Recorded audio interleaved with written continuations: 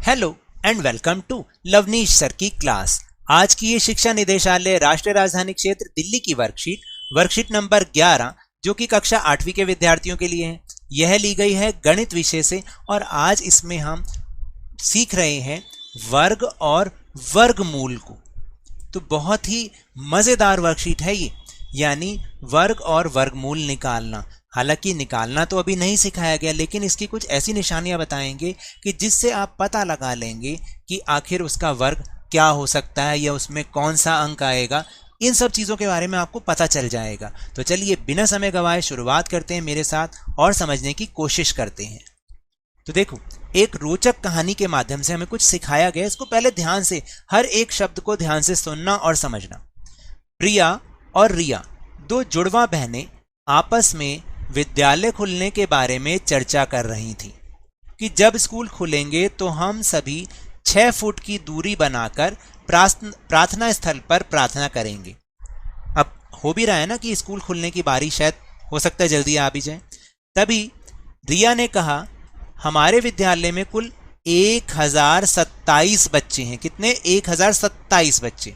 और हम सभी एक वर्ग बनाकर खड़े हो जाएंगे, अर्थात एक पंक्ति में जितने बच्चे होंगे कुल उतनी ही पंक्तियां बना लेंगे। वर्ग तो आप समझते हो ना, वर्ग जिसकी चारों भुजाएं बराबर होती हैं।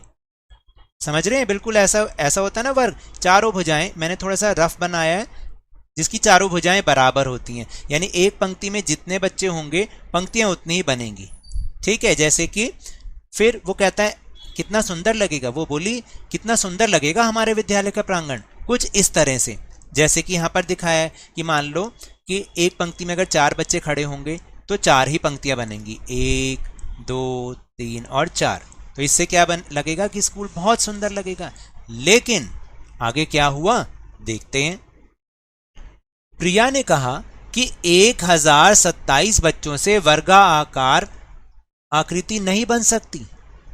उसने ऐसे कैसे कह दिया कि 1027 बच्चों से वर्गाकार आकृति नहीं बन सकती, और एकदम बोल दिया।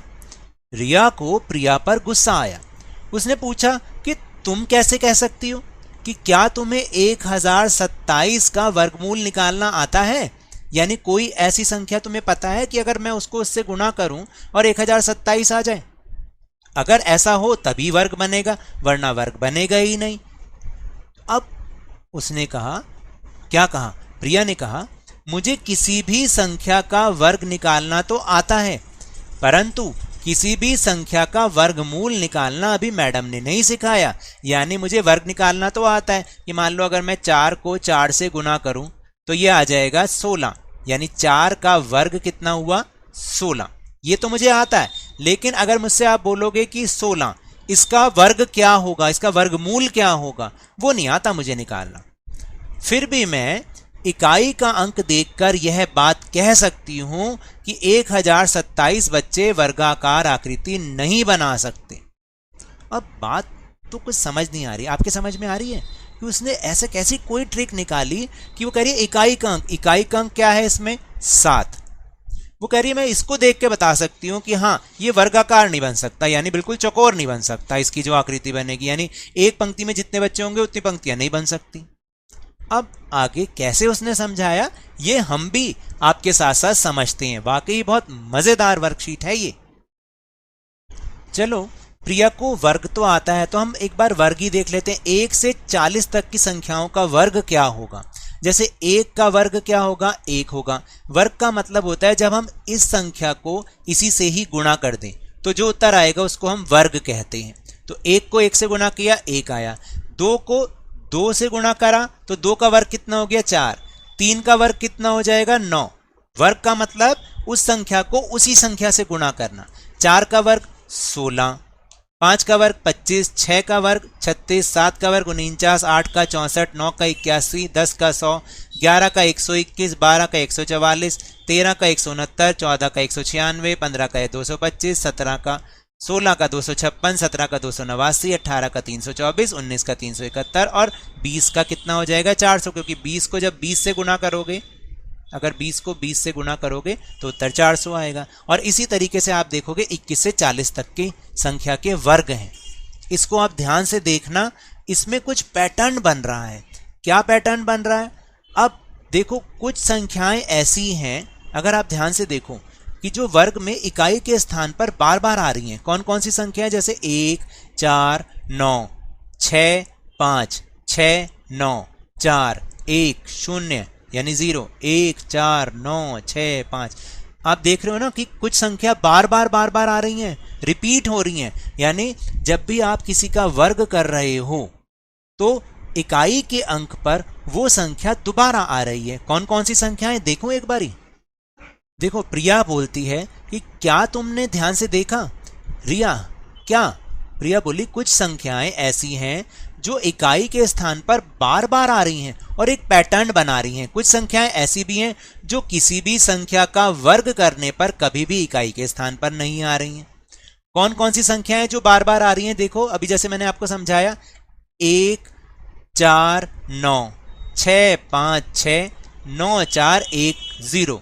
जैसे मैंने आपको यहां दिखाया 1, 4, 9, 6, इकाई का अंक ये वाला होता है ना, 5, 6, 9, 4, 1, 0। फिर दोबारा से वही वाली संख्याएं रिपीट हो रही हैं और हर एक में वही वाली संख्याएं रिपीट हो रही हैं। अगर आप ध्यान से देखोगे तो इसी ऑर्डर में 1, 4, 9, 6, 5, 6, 9, 4, 1, 0, यानी बार बार यही आएंगी जब भी आप किसी भी संख्या का वर्ग करोगे। और ये पैटर्न कभी भी नहीं बदलेगा, चाहे आप 40 से आगे भी वर्ग करते रहो। अब इस पैटर्न में क्या हुआ, सिर्फ अगर आप ध्यान से देखो तो 0, 1, 4, 5, 6 और 9 ये संख्याएं ऐसी हैं जो कि 6 अंक हैं। यही हर संख्या के वर्ग के इकाई के अंक में रिपीट होते हैं। मैंने क्या बोला? जब भी आप किसी भी संख्या का वर्ग करोगे तो इनमें से ही इकाई की जगह कोई संख्या आएगी, इकाई का अंक इन्हीं 6 में से आएगा। जबकि जो बाकी जो अंक बचे, अगर 1 से 10 तक आप अंक देखते हो, 0 से लेकर 9 तक, तो ये वाले जो अंक बचते हैं 2, 3, 7 और 8, ये कभी भी इकाई के स्थान पर नहीं आते किसी भी वर्ग में, किसी भी संख्या में। याद रख लेना, 0, 1, 4, 5, 6, 9 तो आते हैं, लेकिन 2, 3, 7 और 8 कभी भी वर्ग की संख्या के इकाई के अंक पर नहीं आते। ये बहुत इंपॉर्टेंट बात है बेटा, आगे आपको कंपटीशन वाले जो क्वेश्चंस आते हैं उनमें भी काम आएगी। तो चलिए, ये था हमारा आज का टॉपिक और हम इसी के आधार पर कुछ प्रश्न भी हल करते हैं, इन्हीं के आधार पर जो अभी अभी हमने समझा। अब देखो, आइए अब कुछ प्रश्न हल करते हैं। निम्नलिखित संख्याओं के वर्गों का इकाई का स्थान बताएं। यानी एक संख्या है आपके पास 56,778, अगर मैं इसका वर्ग करूं यानी इसको इससे ही गुणा करूं तो वो पूछते हैं कि इकाई का अंक इस संख्या का क्या होगा। तो आप अगर इस वाली टेबल में आप देखें तो जिसमें इकाई का अंक 8 है, अगर मैं उसको जब वर्ग करते हैं, जैसे 18 का वर्ग किया तो इकाई का अंक क्या बन जाएगा? 4। इसी तरह से आप इसमें भी देख सकते हो 8 है, 8 का जब वर्ग करते हैं तो इकाई का अंक संख्या का क्या हो जाता है? 4 हो जाता है। आप यहाँ पे भी देख सकते हो, जैसे कि 28 को देख लो आप, 28 में है ना, जिसकी इकाई का 8 अंक है, इकाई का अंक 8 है, जब हम उसका वर्ग करते हैं तो वर्ग हमेशा जो इकाई का अंक बन जाता है वो बन जाता है 4। तो अगर मैं इसका भी वर्ग करूंगा तो इसका इकाई का अंक कितना बन जाएगा? 4। याद रखना। अब अगली संख्या देखो, 83,876, इसका वर्ग करूं यानी 83,876 को अगर मैं 83,876 से गुणा कर दूं तो अब ये पूछ रहा है, मुझे नहीं पता, जो भी कुछ भी इसका उत्तर आएगा, हमें करके देखने की जरूरत नहीं है। आपसे ये पूछा जा रहा है कि जो संख्या आएगी उसका इकाई का अंक क्या होगा। तो आप इस टेबल में से आप हेल्प ले सकते हो कि जिसका इकाई का अंक 6 है, जब मैं उसका वर्ग करूंगा तो इकाई का अंक भी 6 ही आएगा। बहुत सिंपल है। तो इसका इकाई का अंक आप कर दोगे, इसकी जो वर्ग हम करेंगे और जो संख्या आएगी उसका इकाई का अंक क्या आएगा? 6 आएगा। इसी तरह से इसमें भी 6 ही आएगा। ठीक है। अब 9 वाले का क्या आएगा? 9 वाले का इसमें देख लो, देखो 9 का जब हम वर्ग करते हैं किसी भी संख्या में जिसमें 9 हो, उसका जब वर्ग करोगे तो 1 आता है। अगर आप 19 का देखोगे, देख रहे हो, तो इसका वर्ग करने पर इकाई में कितना आ रहा है? 1 आ रहा है। 39 में देखोगे तो इसका वर्ग करने पर इकाई में कितना आ रहा है? 1 आ रहा है। 29 देखोगे, इसका वर्ग करोगे तो इकाई में कितना आ रहा है? 1। तो इसका भी क्या आ जाएगा? 1 आ जाएगा। कितना आ जाएगा? 1। अभी मैं आपको साफ साफ भी लिख के दिखा दूंगा।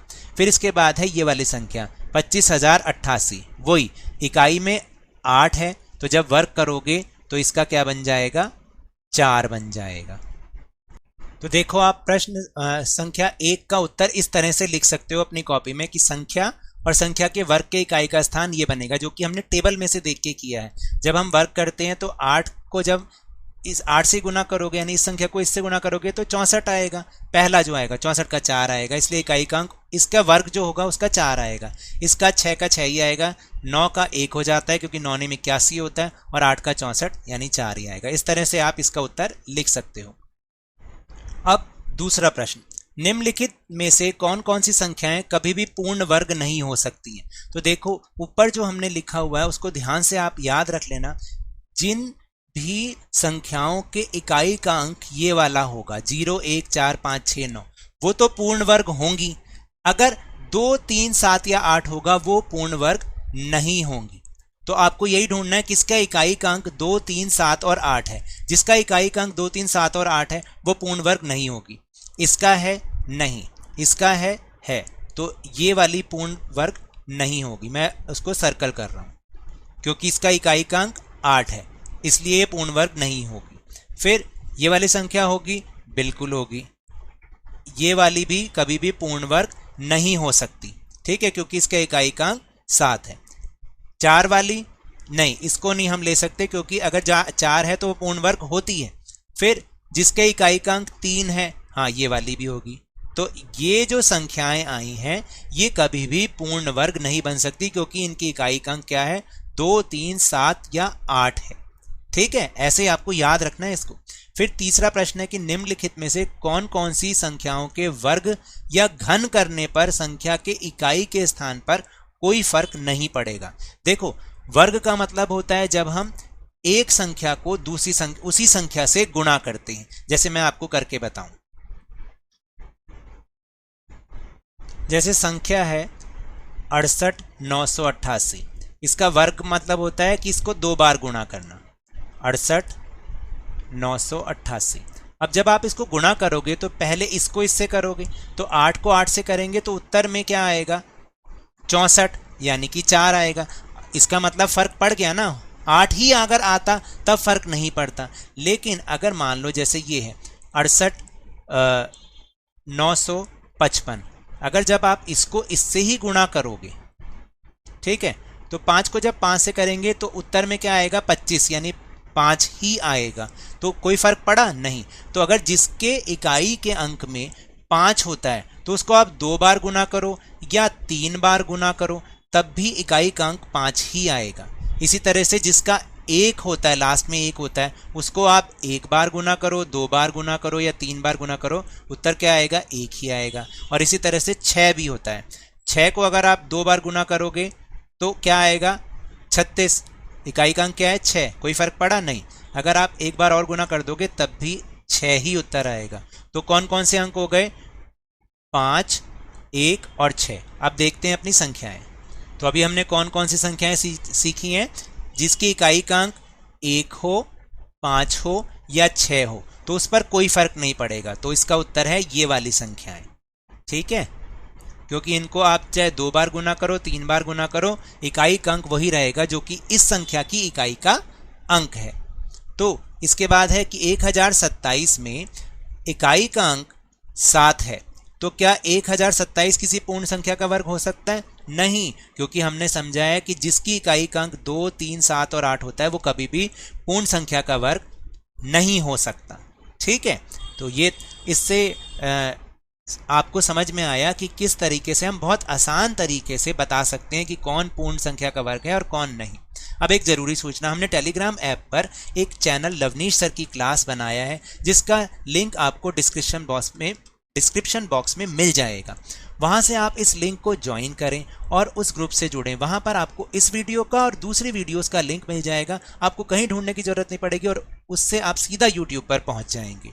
तो ये तो थी आज की वर्कशीट। अगर मेरे इस तरह समझाने से अब आपको समझ में आने लगा है तो इस चैनल और वीडियो को लाइक कीजिए, शेयर कीजिए, सब्सक्राइब कीजिए और जल्दी से जल्दी लवनीश सर की क्लास चैनल के सब्सक्राइबर्स को 50 यानी 50,000 तक पहुंचा दीजिए। लेकिन याद रखिएगा, घर से बाहर निकलते समय मास्क अवश्य लगाएं और जब भी आपकी बारी आए कोरोना का टीकाकरण जरूर कराएं, क्योंकि कोरोना को हराना है और जिंदगी को एक बार फिर से सुहाना बनाना है। भाई उसके बाद स्कूल भी जाना है। इसी उम्मीद के साथ बहुत बहुत धन्यवाद।